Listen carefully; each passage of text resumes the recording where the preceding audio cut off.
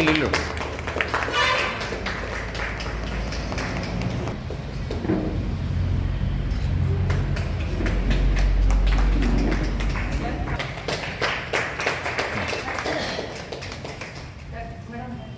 ಇಲ್ಲಿ ಈ ಕಡೆ ನೋಡ್ರಿ.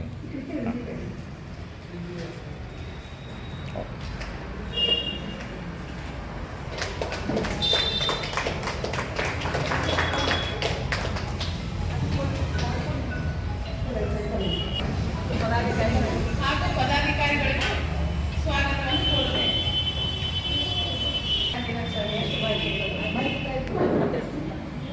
ತಾಲೂಕು ಬಡಜಿನ ಮಹಿಳಾ ಸಮಾಜ ಕ್ಷೇಮಾಭಿವೃದ್ಧಿ ಮಹಿಳಾ ಘಟಕ ಇಂದು ಯಶಸ್ವಿಯಾಗಿ 8ನೇ ವರ್ಷದ ವಿಶ್ವ ಮಹಿಳಾ ದಿನಾಚರಣೆಯನ್ನು ಆಯೋಜಿಸಿದೆ. ಇದರ ಮುಖ್ಯ ಉದ್ದೇಶ ಸಮಾಜದ ಮಹಿಳೆಯರು ನಾವೆಲ್ಲರೂ ಸಮಾಜದಲ್ಲಿ ಸಾಧನೆ ಮಾಡಿದ ಸಾಧನೆ ಮಹಿಳೆಯರನ್ನು ಗುರುತಿಸಿ ಸನ್ಮಾನಿಸಿ ಪ್ರೋತ್ಸಾಹಿಸುವುದು. ಅನೇಕ ಜನ ಮಹಿಳೆಯರು ವಿವಿಧ ವಿಶೇಷ ಜಾಣ್ಮೆಯನ್ನು ಹೊಂದಿದಂತಹ ಮಹಿಳೆಯರಿದ್ದಾರೆ. ಒಂದು ದಿನ ಅಡುಗೆ ಮನೆಯನ್ನು ಬಿಟ್ಟು ನಾವೆಲ್ಲರೂ ಸೇರಿ ಭಾವೈಕ್ಯತೆಯಿಂದ ಒಗ್ಗಟ್ಟನ್ನು ಪ್ರದರ್ಶಿಸಿ ಸಂತೋಷದಿಂದ ಈ ಯಶಸ್ವಿಯಾಗಿ ಪ್ರತಿ ವರ್ಷ ಈ ಕಾರ್ಯಕ್ರಮವನ್ನು ಹೆಚ್ಚಿನ ಸಂಖ್ಯೆಯಲ್ಲಿ ಭಾಗವಹಿಸಿ ಈ ಕಾರ್ಯಕ್ರಮವನ್ನು ಯಶಸ್ವಿಗೊಳಿಸೋಣ. ರಾಸಾಯನ ಕೃಷಿ ಕಡಿಮೆ ಮಾಡಿ ಸಾವಯವ ಉಳುವ ಪದ್ಧತಿ ರೂಢಿಯಾಗಿದೆ. ಬೆಳಗಲಿ ಸೋದರತ್ವ ಅರಿವು ಮೊಳಗಲಿ, ದೀಪ ಬೆಳಗಲಿ ಮನೆ ಮನೆ ಬೆಳಗಲಿ. ವಿಶ್ವಕ್ಕೆ ಪೂಜೆಯನ್ನ ಮಾಡಬೇಕು ಅಂತ ಕೇಳ್ಕೊಳ್ತಾ ಇದ್ದೀನಿ.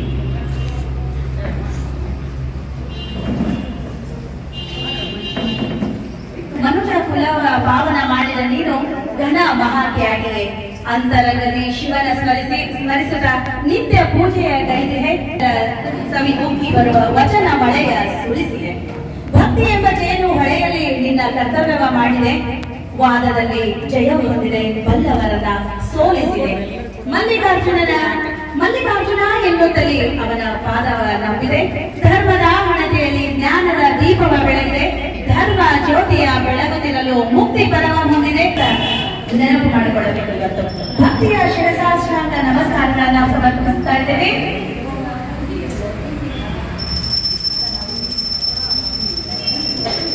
ಉಡುಗಡೆಯ ಮನುಷ್ಯ ಕುಲವ ಪಾವನ ಮಾಡಿದ ನೀನು ಘನ ಮಹಾತ್ಯಾಗಿದೆ. ಅಂತರಂಗದಿ ಶಿವನ ಸ್ಮರಿಸುತ್ತಾ ನಿತ್ಯ ಪೂಜೆಯ ಗೈದಿದೆ. ಸವಿ ಉಕ್ಕಿ ಬರುವ ವಚನ ಮಳೆಯ ಸುರಿಸಿದೆ. ಭಕ್ತಿ ಎಂಬ ಜೇನು ಹೊಳೆಯಲ್ಲಿ ನಿನ್ನ ಕರ್ತವ್ಯವ ಮಾಡಿದೆ. ವಾದದಲ್ಲಿ ಜಯ ಹೊಂದಿದೆ, ಬಲ್ಲವರನ್ನ ಸೋಲಿಸಿದೆ. ಮಲ್ಲಿಕಾರ್ಜುನ ಎನ್ನುತ್ತಲೇ ಅವನ ಪಾದವ ನಂಬಿದೆ. ಧರ್ಮದ ಹಣತೆಯಲ್ಲಿ ಜ್ಞಾನದ ದೀಪವ ಬೆಳಗಿದೆ. ಧರ್ಮ ಸಮಾಜಕ್ಕೆ ಬೆಳಕು ನೀಡುವ ಬೆಳದಿಂಗಳಾಗಿ ಪಸರಿಸಲಿ ನಿಮ್ಮಿಂದ ಬಸವನಾಡಿನ ಕೀರ್ತಿ. ಇದು ನಾವು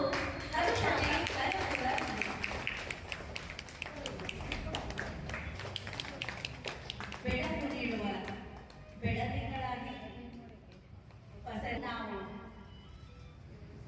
ಮಹಿಳಾ ವತಿಯಿಂದ ಶಿಕ್ಷಕರಿಗೆ ಇವತ್ತು ಮಹಿಳಾ ಶಿಕ್ಷಕರಿಗೆ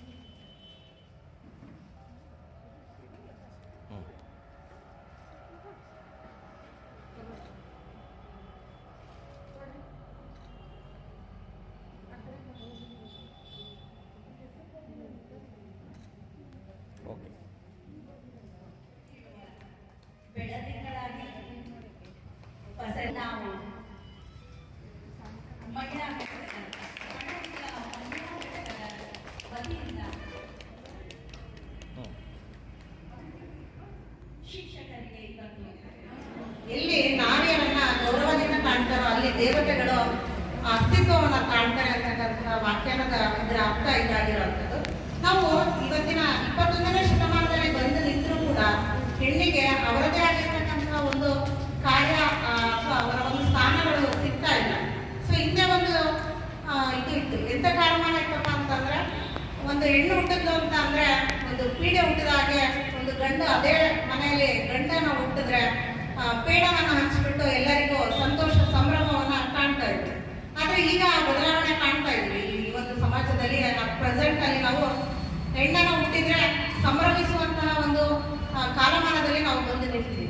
ಯಾಕಂದ್ರೆ ನಾವು ಒಂದು ವಿಶ್ವದ ಲಿಂಗಾನುಪಾತವನ್ನು ನೋಡಿದಂತಹ ಸಂದರ್ಭದಲ್ಲಿ ಹೆಣ್ಣಿನ ಸಂಖ್ಯೆ ಅತಿ ಕಡಿಮೆ ಆಗಿರುವಂಥದ್ದು, ಅದನ್ನೇ ಗಂಡಿನ ಸಂಖ್ಯೆ ಅತಿ ಹೆಚ್ಚು ಇರೋವಂಥದ್ದು. ನೀವೆಲ್ಲ ನೋಡ್ತಾ ಇರ್ಬೋದು, ಇವತ್ತಿನ ಯುಗದಲ್ಲಿ ನಾವು ಮದುವೆ ಮಾಡಬೇಕು ಅಂತ ಅಂದ್ರೆ ಹೆಣ್ಣಿನ ಒಂದು ಸಂಖ್ಯೆ ಏನಾಗ್ತಾ ಇದೆ, ಗಣನೀಯವಾಗಿ ಕಡಿಮೆ ಆಗಿರುವಂಥದ್ದು. ಸೊ ಹಾಗಾಗಿ ಹೆಣ್ಣು ಎಲ್ಲೆಲ್ಲಿ ಯಾರ ಮನೆಯಲ್ಲಿ ಜನ್ಮ ತಾಳಿದಳೋ ಅವೆಲ್ಲ ಸಂಭ್ರಮಾಚರಣೆಯನ್ನು ಪಡುವಂಥ ಒಂದು ಸಂದರ್ಭದ ನಮಗೆ ಬಂದು ಒದಗಿರುವಂಥದ್ದು.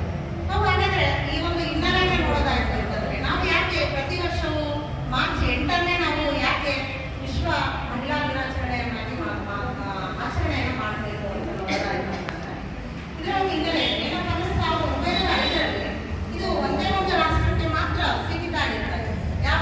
ಯಾವ ರಾಷ್ಟ್ರ ಅಂತ ನೋಡಿದಾಗ ಅಮೆರಿಕ. ಈ US ಅಂತಕ್ಕಂತಹ ರಾಷ್ಟ್ರದಲ್ಲಿ ಏನ್ ಮಾಡಿದ್ರಪ್ಪ ಅಂತಂದ್ರೆ ಮೊಟ್ಟ ಮೊದಲನೇದಾಗಿ ಸಾಮಾಜಿಕವಾಗಿ ಮತ್ತು ಮಹಿಳೆಯರನ್ನ ಸಬಲೀಕರಣ ಮಾಡಲಿಕ್ಕೋಸ್ಕರ ಈ ಒಂದು ದಿನಾಚರಣೆಯನ್ನ ಅಲ್ಲಿ ಫಸ್ಟ್ ಮೊಟ್ಟ ಮೊದಲನೇದಾಗಿ ಆಚರಣೆಯನ್ನ ಮಾಡ್ತಾರೆ. ಅದೇ ತರ ತದನಂತರ ಈ ಒಂದು ರಾಷ್ಟ್ರವನ್ನ ಫಾಲೋ ಮಾಡ್ತಾ 1915ರಲ್ಲಿ 3 ರಾಷ್ಟ್ರಗಳಾಗಿ ಕೈ ಜೋಡಿಸ್ಬಿಟ್ಟು, ಅಂದ್ರೆ ಸ್ವಿಟ್ಜರ್ಲ್ಯಾಂಡ್ ಮತ್ತೆ ಅಮೆರಿಕ ಮತ್ತೆ ಅದೇ ತರಹ ಪೋಲ್ಯಾಂಡ್, ಈ ತರ ಒಂದು ರಾಷ್ಟ್ರಗಳು ಸೇರ್ಬಿಟ್ಟು 3 ರಾಷ್ಟ್ರಗಳು ಈ ಒಂದು ದಿನಾಚರಣೆಯನ್ನ ಮಾಡ್ತಾ ಬಂದ್ರು. ಅದೇ ತರ ಇನ್ನು ತದನಂತರ ನೋಡ್ತಾ ಬಂದ್ವಿ ಅಂತಂದ್ರೆ 1975ರಲ್ಲಿ ವಿಶ್ವವ್ಯಾಪಿ ಇದು ವಿಶ್ವಸಂಸ್ಥೆಯ ವಿಶ್ವ ಮಟ್ಟದಲ್ಲಿ ಇದನ್ನ ದಿನಾಚರಣೆಗಾಗಿ ಮಾಡಬೇಕು ಅಂತ ಹೇಳ್ಬಿಟ್ಟು ಮಾರ್ಚ್ 8ನ್ನ ವಿಶ್ವ ಮಹಿಳಾ ದಿನಾಚರಣೆ ಅಂತ ಹೇಳಿ ಆಚರಿಸ್ತಾ ಮಾಡ್ತಾ ಬಂದಾಯ್ತು. ಸೊ ಹಿಂದೆಲ್ಲ ಏನೇನ್ತಾ ಇರ್ತಮ್ಮ ಅಂತಂದ್ರೆ ಹೆಣ್ಣು ಅಂತಂದ್ರೆ ಒಂದು ಅಡುಗೆ ಮನೆಗೆ ಮಾತ್ರ ಸೀಮಿತ ಅಂತಕ್ಕಂಥದ್ದು ಇರ್ತಾ ಇತ್ತು, ಹೌದಲ್ಲ? ಸೊ ಈಗಿನ ಒಂದು ಕಾಲಮಾನದಲ್ಲಿ ನೋಡೋದಾಯ್ತು ಅಂತಂದ್ರೆ ಹೆಣ್ಣು ಇಲ್ಲದೆ ಇರ್ತಕ್ಕಂಥ ಕ್ಷೇತ್ರಗಳೇ ಇಲ್ಲ.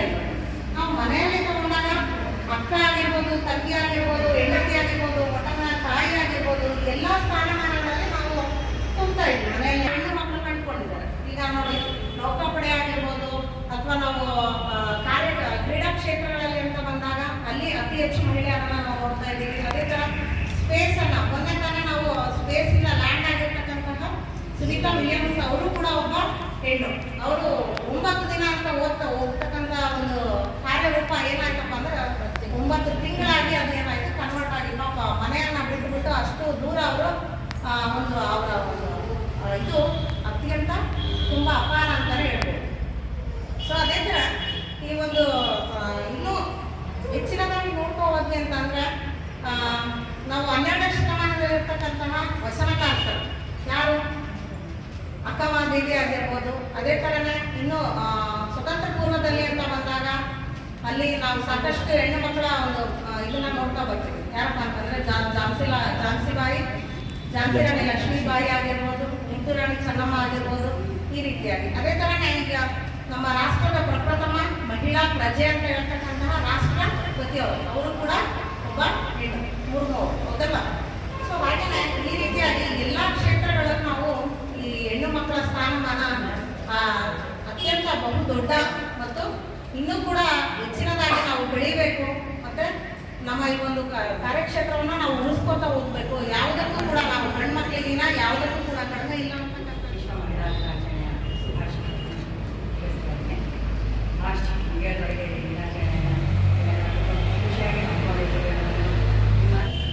ನನ್ನ ಮಾತಿನೊಂದಿಗೆ ಹೇಳ್ತೀನಿ. ಏನು ಅಂದರೆ ಮಹಿಳೆಯರು ಯಾವತ್ತು ಅಬಲೆಯರನ್ನ ಸಬಲೆಯರು ಅನ್ನೋದನ್ನ ಮನವರಿಕೆ ಮಾಡಿಕೊಳ್ಳೋಕ್ಕೋಸ್ಕರ ವಿಶ್ವಸಂಸ್ಥೆ ಆದರೆ ಅದರ ತುಂಬ ವಿಸ್ತಾರವಾದ ವಿವರವನ್ನು ವಿದ್ಯಾ ಅವರು ಹೇಳಿದ್ದಾರೆ. ಆದರೆ ಪ್ರತಿ ವರ್ಷ ದಿನಾಚರಣೆ ಮಾಡೋದನ್ನ ಅಲ್ಲಿ ಒಂದು ಥೀಮ್ ಇಟ್ಕೊಂಡು ವಿಶ್ವಸಂಸ್ಥೆ ಅದನ್ನು ಆಚರಣೆಗೆ ಒಳಪಡಿಸಿದೆ. ಹಾಗೆ ಈ ವರ್ಷದ ಥೀಮ್ ಏನು ಅನ್ನೋದನ್ನ ನಿಮಗೆ ಸ್ವಲ್ಪ ನೆನಪು ಮಾಡಿಕೊಡ್ತಾ ಕಾರ್ಯಕ್ರಮವನ್ನು ಮಾಡೋದು ಮುಂದುವರಿಸ್ತೀನಿ. 2025ರ ಮಹಿಳಾ ದಿನಾಚರಣೆಯ ಥೀಮ್ ಏನು ಅಂದರೆ ಕ್ರಿಯೆಗಳನ್ನು ತೀವ್ರಗೊಳಿಸಬೇಕು ಅಂತ. ಅಂದರೆ ಏನಿದೆ ಅರ್ಥ? ಈ ಮಹಿಳಾ ದಿನಾಚರಣೆಯಲ್ಲಿ ಇರ್ತಕ್ಕಂಥ ಮಹಿಳೆಯರು ಎಲ್ಲರಿಗೂ ಏನಂದರೆ ಲಿಂಗ ತಾರತಮ್ಯವನ್ನು ಅಂದರೆ ತಮ್ಮ ಇರುವಿಕೆಯನ್ನು ಸಾಬೀತುಪಡಿಸಿಕೊಳ್ತಕ್ಕಂಥ ಎಲ್ಲ ಕಾರ್ಯಕ್ರಮಗಳನ್ನು ತೀವ್ರವಾಗಿ ಜಾರಿಗೊಳಿಸುವುದರಲ್ಲಿ ದಿಟ್ಟ ಮತ್ತು ನಿರ್ವಾಹಕ ಹೆಜ್ಜೆಯನ್ನು ಇಲ್ಲಿ ತೀವ್ರಗೊಳಿಸಿ ನಿಮ್ಮ ಕ್ರಿಯೆಗಳನ್ನು ಅಂತ ಸೂಚಿಸುವುದರ ಮೂಲಕ ಈ ವಿಶ್ವ ದಿನಾಚರಣೆಯ ಒಂದು ಥೀಮನ್ನು ವಿಶ್ವಸಂಸ್ಥೆ ಈ ವರ್ಷ ಅಳವಡಿಸಿಕೊಂಡಿದೆ. ಈಗ ಏನು ಅಂದರೆ ಎಲ್ಲ ಕ್ಷೇತ್ರಗಳಲ್ಲಿ ಮಹಿಳೆಯರಿದ್ದಾರೆ. ಆಟೋ ಚಾಲಕರು, ಎಲ್ಲ ನೋಡ್ತಾ ಇದ್ದೀರಿ ನೀವು. ಲಾರಿ, ಈವನ್ ಹೆವಿ ಲೈಸೆನ್ಸ್ ತಗೊಂಡು ಲಾರಿಗಳನ್ನ ಓಡಿಸ್ತಾ ಇದ್ದಾರೆ. ಆಮೇಲೆ ಬಸ್ ಡ್ರೈವರ್ಸ್ ಎಲ್ಲ ಫೀಲ್ಡಲ್ಲೂ ಮಹಿಳೆಯರಿದ್ದಾರೆ. ಒಂದರಲ್ಲಿ ಇಲ್ಲ ಅಂದ್ಕೊಂಡಿದ್ವಿ ನಾವು. ಕಟಿಂಗ್ ಶಾಪ್, ಸೆಲೂನ್ಗಳನ್ನು. ಇನ್ನು ಈಗ ಮೊನ್ನೆ ಈಗ ವಿದ್ಯೆ ಹೇಳಿದ್ರು, ಎಂಟೇ 8 ದಿನ ಸ್ಪೇಸಿಂದ ವಾಪಸ್ ಕೊಡಬೇಕು ಅಂತ ಹೋದ್ರು. ಅಲ್ಲಿ ಮಹಿಳೆಯರ ಅಚೀವ್ಮೆಂಟನ್ನು ನಾವು ಕಾಣ್ಬೋದು, ಧೈರ್ಯನ ಮೆಚ್ಕೋಬೋದು. ಅಲ್ಲಿ ಅವರೊಬ್ಬರು ನಮ್ಮ ಎಲ್ಲ ಮಹಿಳೆಯರ ಪ್ರತೀಕ. ಇವತ್ತು ಪ್ರಪಂಚನೇ ಅವ್ರ ಕಡೆ ಕಣ್ಮಾಡಿ ನೋಡ್ತಾ ಇದ್ದಾರೆ. ಹಾಗಾಗಿ ಮಹಿಳೆಯರು ಯಾವತ್ತೂ ಯಾವುದನ್ನು ಕೈ ಹಾಕಿದ ಕೆಲಸವನ್ನ ಯಾವತ್ತೂ ಬಿಡೋದಿಲ್ಲ. ಹಿಡಿದ್ರೆ 100% ಅವ್ರು ರಿಸಲ್ಟ್ ಕೊಡ್ತಾರೆ. ಹಾಗಾಗಿ ಮಹಿಳೆಯರ ಯಾವುದೇ ಕೆಲಸ ಇರ್ಬೋದು, ಯಾವತ್ತೂ ಪ್ರಾಮಾಣಿಕವಾಗಿರುತ್ತೆ, ಪರ್ಫೆಕ್ಟ್ ಆಗಿರುತ್ತೆ. ಮಹಿಳೆ ಇಲ್ಲದೆ ಇರೋ ಮನೆ ಏನು ಅಂತ ಎಲ್ಲ ನಮ್ಮ ಪತಿ ದೇವರುಗಳಿಗೆ ಗೊತ್ತಿರುತ್ತೆ. ಮ್ಯಾಕ್ಸಿಮಮ್ ನೀವು ಅನುಭವಿಸ್ತಿರ್ತೀರ, ಅವ್ರಿಗಂತೂ ತುಂಬಾ ಅನುಭವ ಆಗಿರುತ್ತೆ. 2 ದಿನ ನಾವು ಮನೆಯಲ್ಲಿಲ್ಲ ಅಂದ್ರೆ ಅವ್ರ ಪರಿಸ್ಥಿತಿ, ಮನೆ ಪರಿಸ್ಥಿತಿ ಏನಾಗಿರುತ್ತೆ ಅನ್ನೋದು ನಿಮಗೂ ಗೊತ್ತಾಗಿದೆ, ಅವ್ರಿಗಂತೂ 100% ಗೊತ್ತಾಗಿದೆ. ಅದಕ್ಕೆ ಹೇಳ್ತೀನಿ, ಯಾವುದೇ ಮಹಿಳೆಯ ಸಾಧನೆಗೆ ಏನಿರ್ಬೇಕಪ್ಪ ಅಂದ್ರೆ ಒಂದು ಸತತ ಪರಿಶ್ರಮ ಮತ್ತೊಂದು ಒಳ್ಳೆಯ ಸಂಗಾತಿ. ನನ್ನ ಪರಿಚಯ ಹೇಳೋವಾಗ ಹೇಳಿದ್ರು, ನನ್ನ ಎಲ್ಲ ಸಾಧನೆ ಹಿಂದೆ ಯಾವಾಗಲೂ ಒಂದು ಎಲ್ಲರೂ ಕೇಳಿರೋ ಗಾದೆ ಮಾತು ಅಂದ್ರೆ ಪ್ರತಿ ಪುರುಷನ ಸಾಧನೆ ಹಿಂದೆ ಮಹಿಳೆ ಇರ್ತಾಳೆ ಅಂತ. ಬಟ್ ನಾನು ಇಲ್ಲಿವರೆಗೂ ಬರೋದಕ್ಕೆ ಕಾರಣ ನನ್ನ ಮನೆಯವರು, ಅಂದ್ರೆ ನನ್ನ ಪತಿ ಅಂತ ಹೇಳ್ಕೊಂಡು. ಹಾಗಾಗಿ ಇಲ್ಲಿ ಗಾದೆ ಮಾತು ಅಥವಾ ಹೇಳಿಕೆ ಮಾತುಗಳು ಉಲ್ಟಾಗಿದೆ. ನನಗೆ ಸಪೋರ್ಟ್ ಆಗಿ ಅವತ್ತಿಂದ ಇವತ್ತವರೆಗೂ ನಿಂತಿರೋರು ನಮ್ಮ ಮನೆಯವರು. ಹಾಗಾಗಿ ಅವ್ರು ಇದ್ದಿದ್ರಿಂದಾನೆ ಎಷ್ಟೋ ಅಷ್ಟೇ ದುಡಿತಾ ಇದ್ರು. ಬಟ್ ಅವರಿಗೆ ವೇತನ ಕಡಿಮೆ ಅಂದ್ರೆ ಲಿಂಗ ತಾರತಮ್ಯ ಮಾಡ್ತಿದ್ರು. ಮಹಿಳೆಯರಿಗೆ ಮಾತ್ರ ಕಡಿಮೆ ಸಂಬಳ, ಕೂಡಲೇ ಅವ್ರಿಗೆ ಅರ್ಧದಷ್ಟು ಮಹಿಳೆಯರಿಗೆ ಕೊಡ್ತಾ ಇದ್ರು. ಈ ತಾರತಮ್ಯನ ಏನ್ ಮಾಡಿದ್ರು, ಪ್ರತಿಭಟನೆ ಮಾಡಿದ್ರು. ನ್ಯೂಯಾರ್ಕ್ನಲ್ಲಿ ಒಂದು 15,000 ಮಹಿಳಾ ಕಾರ್ಮಿಕರು ಇದರ ಪರವಾಗಿ ಏನ್ ಮಾಡಿದ್ರು, ಪ್ರತಿಭಟನೆ ಮಾಡಿದ್ರು. ಈ ಪ್ರತಿಭಟನೆಯ ಫಲವಾಗಿನೇ ನಾವಿವತ್ತು ಏನ್ ಮಾಡ್ತೀವಿ, ಮಹಿಳಾ ದಿನಾಚರಣೆಯನ್ನ ಮಾರ್ಚ್ 8ರಂದು ಆಚರಣೆ ಮಾಡ್ತಾರೆ. ಅದೇ ವಿಶ್ವಸಂಸ್ಥೆ ಏನ್ ಮಾಡಿದ್ರು, ಈ ದಿನವನ್ನು 15,000 ಜನ ಮಹಿಳಾ ಕಾರ್ಮಿಕರು ಇದನ್ನ ಪ್ರತಿಭಟನೆ ಮಾಡ್ತಾ ಇದ್ದಾರೆ. ಆ ದಿನವನ್ನ ನಾವು ಒಂದು ಪರಿಗಣನೆಗೆ ತಗೊಂಡು ಅವತ್ತು ಮಾರ್ಚ್ 8ನೇ ತಾರೀಕನ್ನ ನಾವೇನ್ ಮಾಡೋಣ, ಮಹಿಳಾ ದಿನಾಚರಣೆಯನ್ನಾಗಿ ಆಚರಣೆ ಮಾಡಬೇಕು ಅಂತೇಳಿ ನಿರ್ಧಾರ ಮಾಡಿ ವಿಶ್ವದಾದ್ಯಂತ ಮಾರ್ಚ್ 8ನೇ ತಾರೀಕು ಮಹಿಳಾ ದಿನಾಚರಣೆಯನ್ನ ಆಚರಣೆ ಮಾಡಬೇಕು. आज की नारी राजनीतिक, सामाजिक, आर्थिक सभी क्षेत्रों में आगे बढ़ रही है, पर इन सब की शुरुआत कब हुई? ये कहानी है 19वीं सदी की, जहां भारत देश कई सामाजिक कृत्य, शोषण, बाल विवाह, देवदासी, सती जैसी प्रथाओं में जकड़ा हुआ था। पुरुष प्रधान संस्कृति में स्त्री का पढ़ना मानव अभिशाप था। ऐसे में क्या होगा स्त्री का भविष्य, क्या होगी स्त्री की दशा? वो एक स्त्री ही समझ सकती थी, और यही बदलाव लाने के लिए रागिनियों ने जन्म लिया, जिनके नाम थे सावित्रीबाई फुले और फातिमा शेख।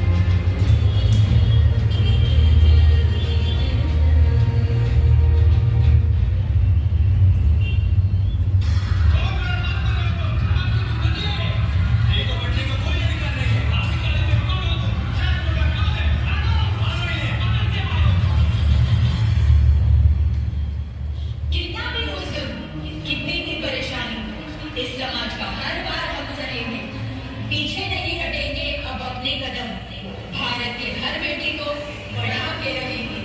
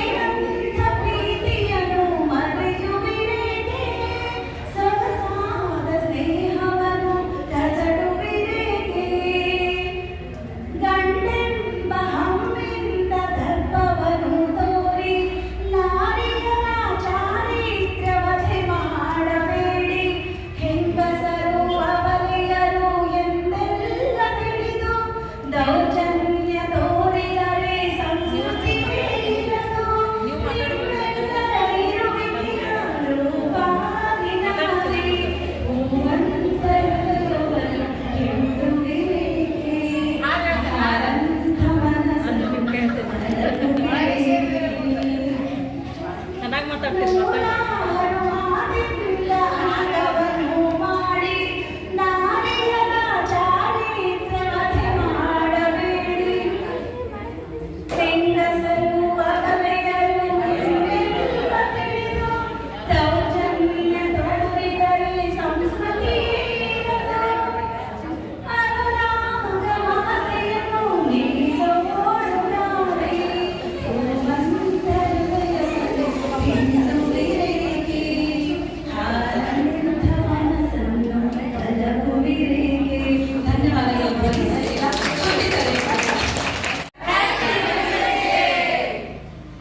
ಓಕೆ